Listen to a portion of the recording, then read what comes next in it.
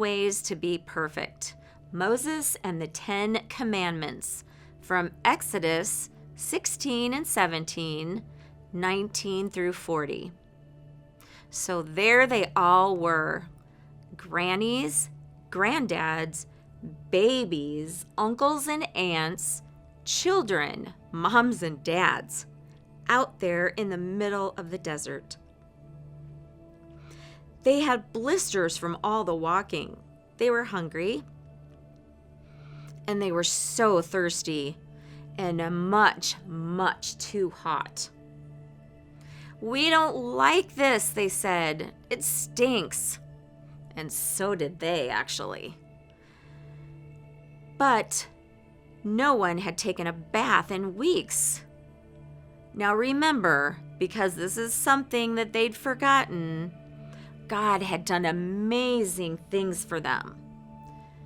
He'd hidden them inside a cloud, he'd moved the sea, and he'd set them free.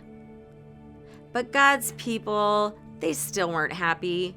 They didn't care about being free. Wasn't it better when they were slaves? At least they had a lot of nice food to eat. God doesn't want us to be happy, they said. It was the same he and Adam and Eve had heard all those years before. God has brought us out here just to kill us. God doesn't love us. But they didn't know God very well, did they? Oops.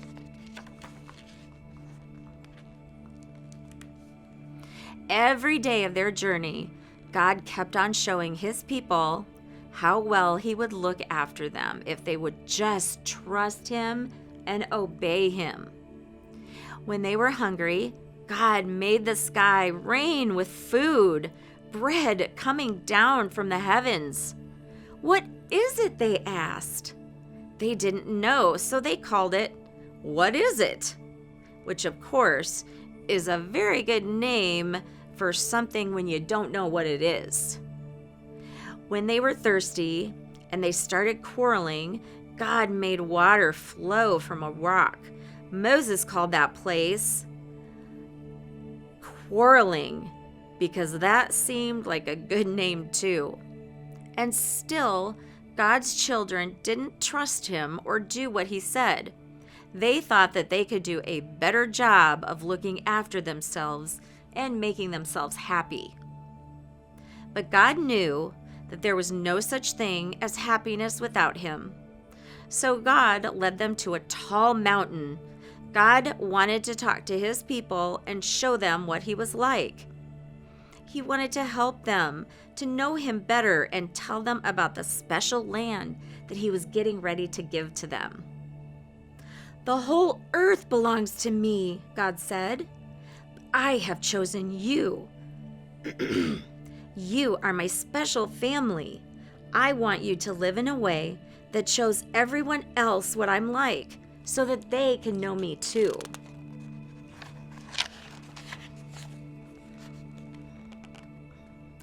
God called Moses up from the mountain. The great mountain shook.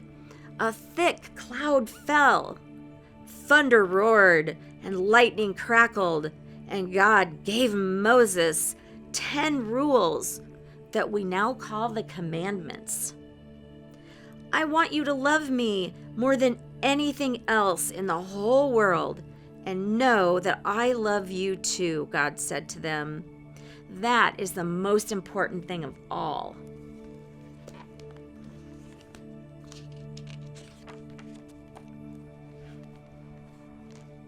God gave them some other rules, like don't make yourselves pretend gods, don't kill people, don't steal, and don't lie.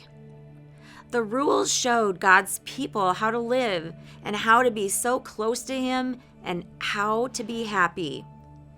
They showed how life worked best. "God promises to always look after you," Moses said. "Will you love him and keep these rules?" "We can do it," they said. "Yes, we promise." But they were wrong. They couldn't do it. No matter how hard they tried, they could never keep God's rules all the time. God knew they couldn't, and He wanted them to know it too.